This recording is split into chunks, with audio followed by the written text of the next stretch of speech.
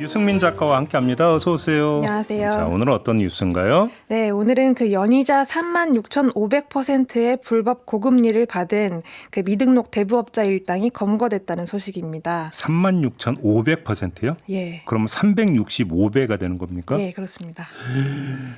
금리가? 금리가 예. 연이율이 그 경기도 특별사법경찰단이 이제 지난 1월부터 수사를 해왔던 건데요. 예. 현재까지 계좌 추적으로 밝혀진 피해자만 310명에 달합니다. 오, 그래요? 예. 또 불법 대부액은 77억 원에 달한다고 하고요. 이 검거된 불법 대부업자는 총 8명인데 이제 이 가운데 3명은 검찰에 송치했고 네. 입건한 나머지 5명도 수사가 마무리되는 대로 송치할 계획이라고 합니다. 어떤 사례들이 있었어요? 사례가 좀 굉장히 다양했는데요. 뭐 평소 알고 지낸 지인들한테 급전이 필요한 자영업자를 소개받아서 네. 좀 가장 힘들 때를 노린 사례도 있었고요. 또 또 경마장 인근에 대부업 사무실을 차려놓고 홍보용 라이터를 만들어서 배포한 다음에 이제 찾아오는 사람들한테 380만 원을 빌려주고 500만 원을 상환받기도 했습니다. 그 온라인 쪽에서도 좀 피해가 발생했는데요. 네. 인터넷 카페에서 대출을 원하는 사람들한테 쪽지나 카카오톡 그리고 문자 메시지로 이제 연락을 해서 피해자 210명한테 5억 4천만 원을 비대면 대출했었고요. 네. 이때 붙었던 이자가 이제 일주일당 대출 원금 5에서 10%였다고 합니다. 일주일에? 네, 일주일. 일주일 이자가 최대 10%였다고요? 예. 아, 그래요? 네. 그래서 대부업자들이 이제 결국 돌려받은 돈이 6억 7천만 원이었거든요. 그러니까 약 1억 3천만 원 정도 고금리를 수취한 셈이었죠. 아니, 일주일에 10%면 연으로 따지면 이자율이 어떻게 되는 거예요? 연으로 따지면 이제 4,659%가 연평균이었고요. 그 최고 연 이자율이 36,500%였는데 네. 이게 좀 숫자가 너무 크다 보니까 가늠이 좀 잘 안 네. 되잖아요. 네. 실제로 이제 25만 원을 빌려주고 17일 만에 상환하는데 75만 원을 갚으라고 하는 시기였다고 합니다. 3배네요? 예, 3배입니다. 17일 만에 3배를 그러니까 토해내라고 했다고? 예. 예. 뭐 이미 알려진 사실이긴 하지만 이 사람들이 굉장히 악질인 게 이 소액급전이 필요한 사람들을 노린 건데요. 대부분이 이제 영세 자영업자나 은행에서 신용대출을 받을 수 없는 사람들인 경우였습니다. 네. 뭐 무작위로 급전 필요하시죠? 뭐 이런 식으로 문자를 보냈다고 하네요.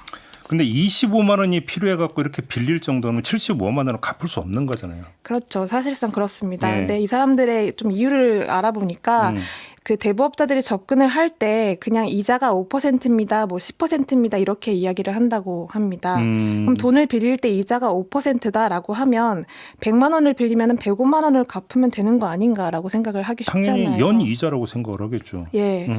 그런데 이게 연 금리가 아니었던 거죠. 그래서 수사를 좀 직접 담당했던 특사경의 특정수사 1팀장 이야기를 좀 들어보겠습니다.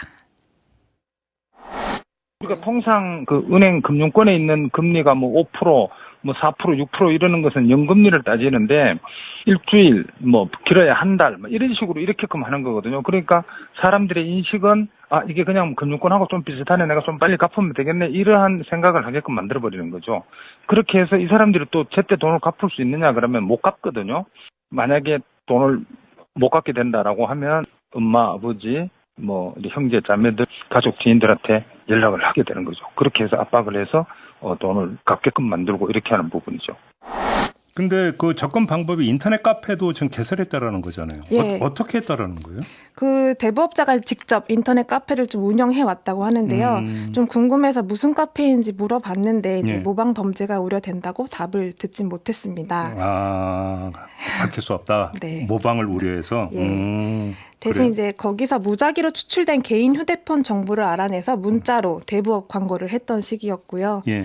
이제 급전이 필요한 사람들은 그 광고를 보고 연락을 했던 겁니다. 근데 궁금한 게 경기도 특별사법경찰이라고 했잖아요. 예. 그러면 경기도 내 불법 이런 업체만 지금 단속하는 겁니까? 어떻게 된 겁니까? 저도 그 관할 지역 수사권에 대해서 이번에 좀 확실히 알게 됐는데요. 예. 그 지역 관할 내 수사가 원칙이라고는 합니다. 예. 근데 관할 외 지역은 검사의 지휘를 받아서 해야 하는데 뭐 간혹 필요한 경우에는 현지 특사경이나 경찰의 협조를 구해서 공조 수사를 할 수 있다고 하고요. 예. 안 그래도 이번에 인천에서 수사를 했다고 하는데요. 좀 들어보겠습니다. 대부업자가 인천에 있으니까 인천에 가서 이제 우리가 수사를 해야 되죠. 피해자는 경기도에 있으니까. 온라인으로 돈을 주고받으니까 어떤 범죄지는 특정할 수는 없고 피의자 주소지는 인천이라고 하더라도 피해자 주거지에서도 수사를 할 수 있습니다. 그러니까 대부업자 주소지가 인천이고 피해자 주거지가 경기도였기 때문에 예. 인천에 직접 가서 단독 수사를 했다는 뜻인데요. 정리하자면 이제 이번 대부업 수사처럼 피의자, 피해자 그리고 계좌 개설지 가운데 하나라도 경기도랑 연계되는 게 있으면은 이제 수사 권한을 가지는 겁니다. 여기서 이제 관할 구역은 별로 중요하지는 않다. 예. 사실은 그런 게 맞죠. 그렇죠. 예. 그죠? 예. 그렇죠. 뭐 이런 경우에는 대부업법 그리고 폐기물 관리법, 식품위생법 이런 식으로 이제 여러 가지 특별법에 대한 직접 수사권이 있다고 하고요. 특사경이. 예, 특사경이. 그리고 다만 이제 사건 규모가 매우 크거나 좀 모호할 경우에는 범위를 넓혀서 예. 뭐 그 지역의 특사경이나 경찰이랑 공조를 하는 식이라고 합니다. 좀 걸핏하면 나오는 관할 문제 때문에 수사가 좀 제한되지 않았을까 싶었는데요. 네네. 그게 아니었다고 하니까 굉장히 좀 다행이었고요. 뭐 오히려 서민들의 고혈을 자른 이런 사람들이 공조든 협조든 뭐든 해서 뿌리를 좀 뽑아야겠다고 생각했습니다. 그렇죠. 당연한 얘기죠. 예, 예. 알겠습니다. 자, 오늘 이야기 이렇게 마무리할게요. 네. 유승민 작가와 함께했습니다. 고맙습니다. 감사합니다.